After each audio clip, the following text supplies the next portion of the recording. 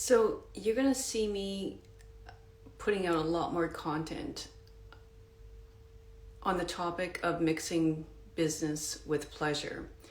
And, I think it's because there's quite a few reasons, but one of the reasons I'm so sick of hearing work-life balance, because to me, there's no such thing as work-life balance. We have to think of it as integrating the two. I mean, when you think of it you know what? I feel like at first I thought like being an entrepreneur or a business owner was the cat's meow. I thought this was going to be the best thing ever because it's my own hours. I worked out of my home for I think 80% of my career. I did try to work in a school at one time. I tried a hospital at one time. And I think the main reason why I didn't continue was not because of the money, not because of, I don't know, really my own hours. It's more of, I hated the small talk. I feel, and I still am, I'm very functional in the way I work, you could say efficient. I grew up, with a family that had a very strong work ethic, and there was no time to just chat around the table or be in meetings that lasted 2 hours where afterwards I'd be going, what was the point of all that sort of thing, the whole idea of wasting my time was a big thing for me. And I would say that was the main reason. But if you were in a workplace that actually, that actually supported your needs, for example, let's say you're one, and was me too. I'm not one to sit around for hours, and I love nature. So that would have been a big part of it too. I have a home office here. It was an addition to the home. I'm facing the windows now, but there's lots of windows. There's skylight, it's on the north side of the house. That was very important for me. If I'm not actually outside, I want to feel like I'm outside. So, I could never be, in a office all day without windows. That would drive me insane.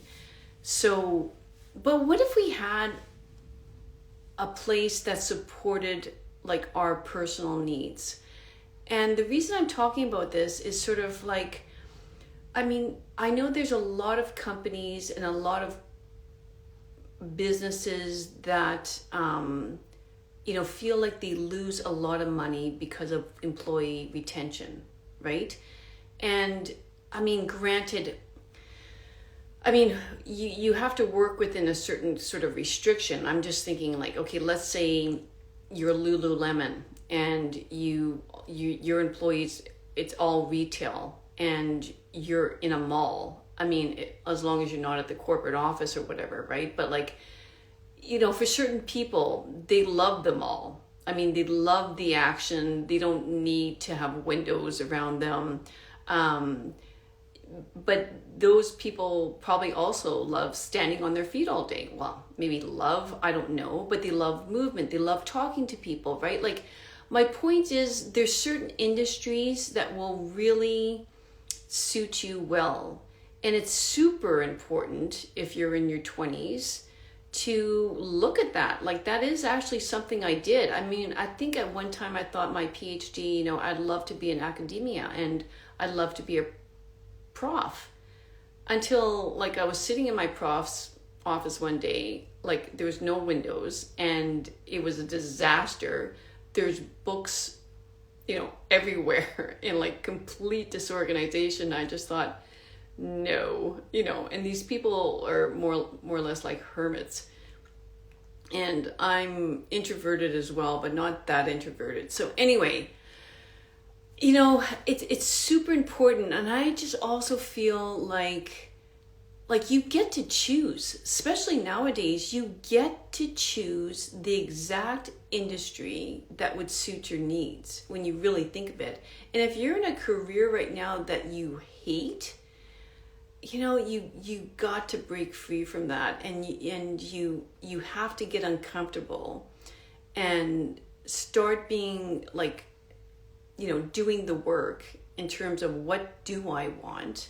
Now, I'm not a career counselor per se or coach or anything like that, but I mean, I'm all about being very self-aware and very reflective and very intentional in terms of, how I want to conduct my day and how I want to live. And I think that's super important. The biggest mistake I think so many people make is that they're going after the money. I honestly feel that way. I think, unfortunately, there's probably lots of creatives out there who feel like they can't make it because of, it not sort of, your return on investment probably for the first 5, 10, 15 years is going to be very little until people start recognizing your work. But the benefits afterwards are, like in terms of your mental health, you can't even monetize that. So anyway, but I just thought, okay, along those lines of employee retention, why aren't these businesses or corporations really thinking about that? And I think there's so many different ways you can retain the employees in terms of, let's say mental health or whatever.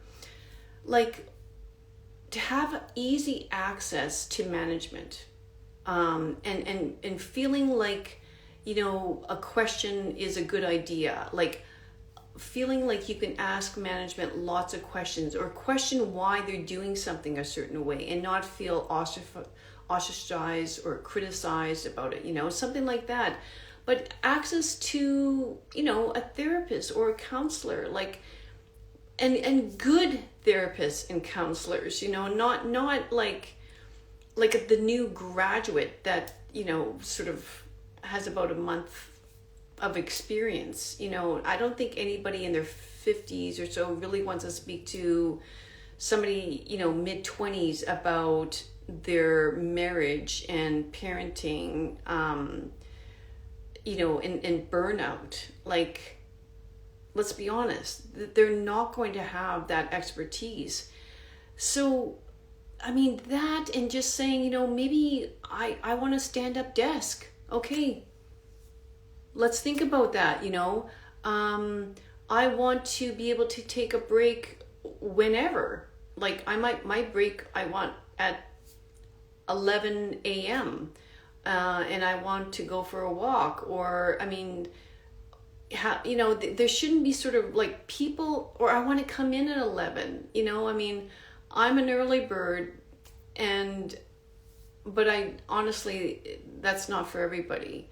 Or you know what, I want to leave at noon and I'm going to clock in again at 7 p.m. tonight till 10 because of a children's event, or I just want to go to the park. I really feel like if you could have your employees do 4 hours of really focused, dedicated work, you'd be so much better off than this 7.5 or 8 hour day of whatever. So, one way I feel like I love to write, and I feel like I am a good writer. I feel like my content is very good. And I sometimes hear, my clients talk about, well, I searched it up in Google, or, I mean, just the other day too, one of my kids was worried about inflamed lymph nodes that they were sort of feeling, And, they sent me this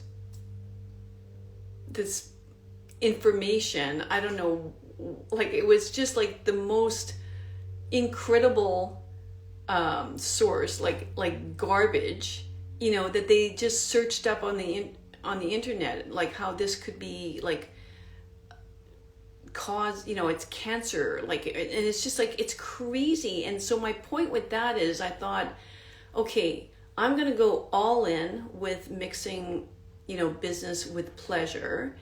And I'm going to do that through a newsletter service, a subscription service that I'm going to start promoting to businesses, where they can subscribe to this service for, I'm thinking, very reasonable cost, and to have different lifestyle topics that are super meaningful and well sourced.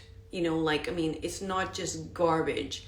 And then maybe, from management, have their staff sort of engage with their staff by incentivizing them somehow to respond, pick one article in that newsletter and let me know how you feel about that right now. Let's say the newsletter article, one of the articles could have been body image, and being so obsessed with body image and relating that to diet or whatever it is, or just the confusion about the whole nutrition industry out there. Like, honestly, like with my podcast, I think I can. It's mainly focused on health and wellness, and I do a lot of nutrition stuff. I'm actually interviewing a dietitian tomorrow, and another pharmacist a few days after on adrenal burnout. Like, I love the health and wellness space, but honestly, I'm getting so sick of, like, there's certain podcasts I really like, but it's sort of like, how many more times do we need to hear about superfoods, or, like, it's just like it just takes all the freaking fun out of eating, doesn't it? Like, it's just, I don't know. And then, we have all this information, and yet, like, obesity is still going up and up and up. Like, it's not complicated. Like, stay out of the drive-thrus, stop eating your food out of, like, in frozen form out of boxes. Like, it's not complicated. But addiction is a real thing.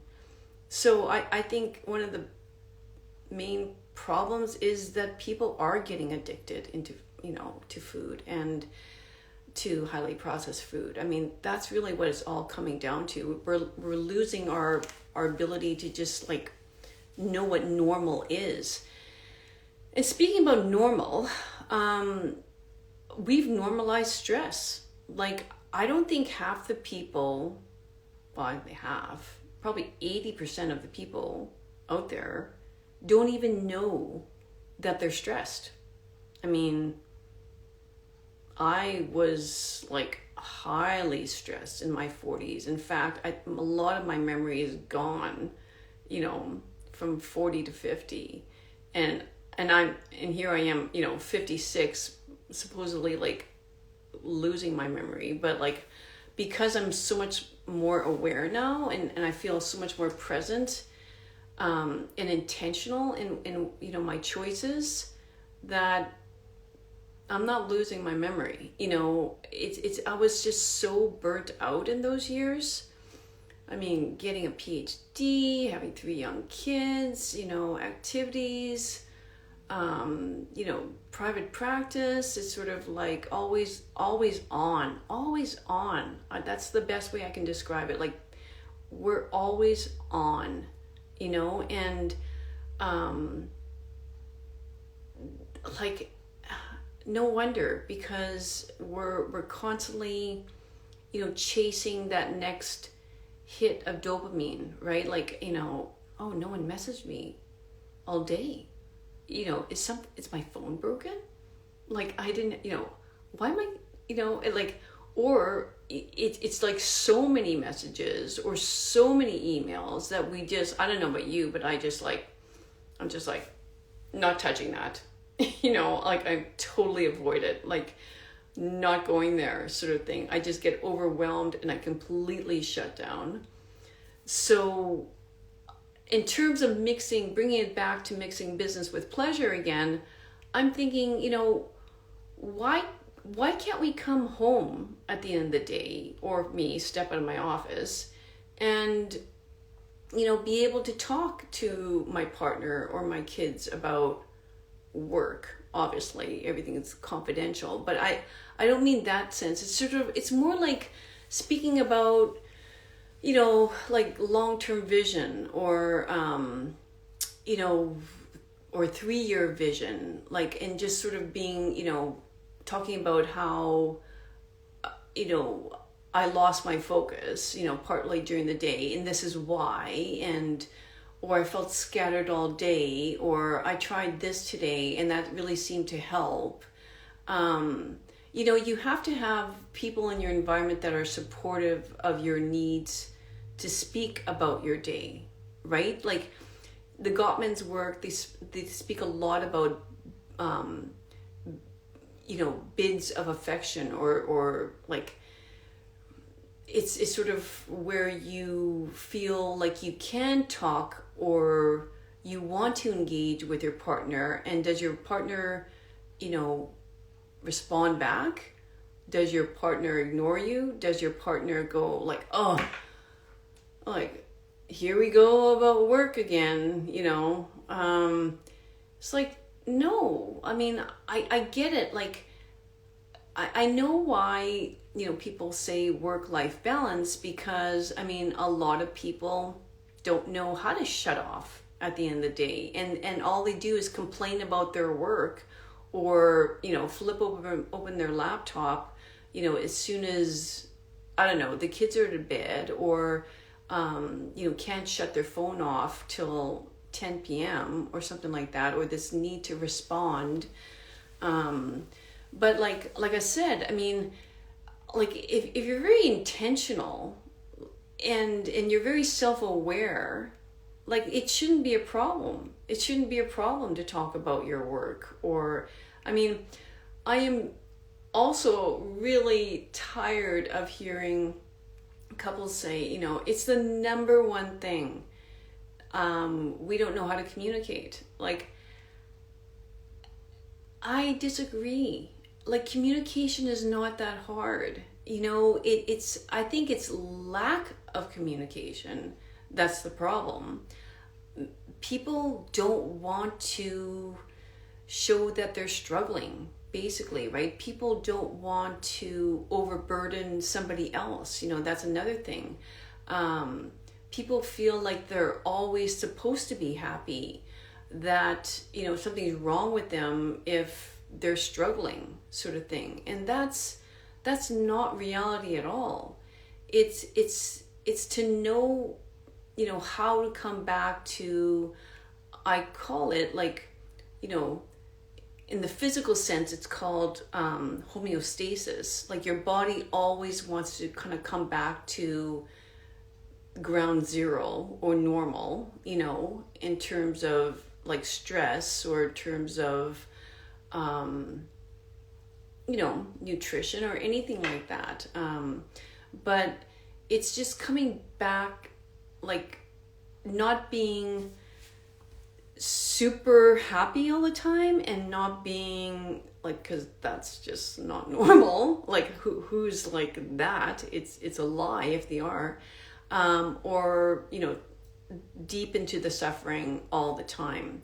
It's sort of, and it's, as soon as couples say to me like, oh, we're either like so good, like sometimes we're great, and other times we're awful. Like, or how do they say it? No, when we're good, we're so good, and when we're bad, it's just so bad. And like me, I'm like, red flag. That's not good, and they're like, what? Like, because it shouldn't be that way. It should be just like, it's not here, it's not here, it's here, you know. And I don't call it mediocre, but I call it like contentment. I call it peace. I mean, how many women say to me, you know, oh my God, I just want peace. I just want peace, you know, just stop it. I just want peace. Like, if you're saying that, that's a problem. You know, I mean, peace should be a good part of your life. And this is again why I feel like the workplace, you should feel community. I get it, not everybody's home life is the best life, far from it. So if you can create a culture, a community at your workplace where you kind of feel it's like family, you know, I don't mean like clocking in and as soon as you see your colleague, you know, to sit across from them and say, oh my God, you know, I had this huge argument with my husband last night. And especially if it's a man, like we don't open up emotionally, like with people that are basically strangers. What I mean is more like, you know what, maybe your colleague will carry your load for, I don't know, like a day or something like that. You know, in other words, your colleague has your back. You know, management has your back. They want you to feel like this is a supportive place for your emotional, physical, and mental health. You know, like this, like, we've got it. Like, we're here for you. Tell us more. Tell us more. I get it. You have to get stuff done during the day. I mean, everybody has bottom lines. Every company has to make money. We can't all be like, you know, like super emotional at work. I'm not talking about that. But like, just in the background, if you know, this place has my back. This place has my best interests out for me. I feel supported here. I feel heard. I feel respected. Then, like just having that, you're going to be okay, despite your home life not being the best. Or maybe, when you take that walk at lunchtime and you don't work through your walk, your lunch, you'll have that reflective, quiet time to think more about your home life and maybe reevaluate what's going on there. So like it's that, right? It's bringing more business into your home life, and in terms of being able to talk about what's going on, because like if we're spending 7.5, 8 hours there a day, like how do you not talk about that? Like you do. You do. And also from the home, like just leaving your home, looking forward to going into work. And I started off, I know, like I'm not the most focused person, right? But I started off this talk today, telling you about the reasons why I chose to go to be a solopreneur. And there's a lot of parts about that I regret right now. And I think the biggest one is the fact that I was alone. Like I am alone. Sure, I can talk to my clients, but I don't really think they want to hear about me or my life, right? Like it's sort of, I'm alone for a lot of it. And I wish I had a lot more connections out there. I wish I had a much larger network out there. And followers, yeah, that's great. I'm really happy if you're watching this or you read my content. But it's not the community that I'm speaking about, right? Like it's not, it's just not. It's not like someone that you can call up or share. I have like the best friends from university, and I really feel grateful for that. But again, it's a small group, and we're super close. But I'm talking about like, yeah, just connections, sort of thing. And so, like, don't think that entrepreneurship or owning your business, like, especially nowadays where it's so easy to make money behind a screen, like it is.